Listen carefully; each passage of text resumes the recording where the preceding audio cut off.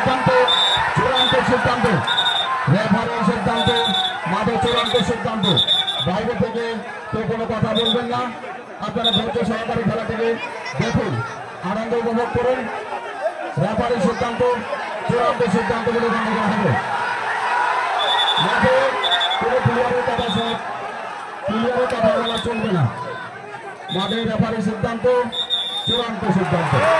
মাঠে রেফারির সিদ্ধান্ত, চূড়ান্ত সিদ্ধান্ত।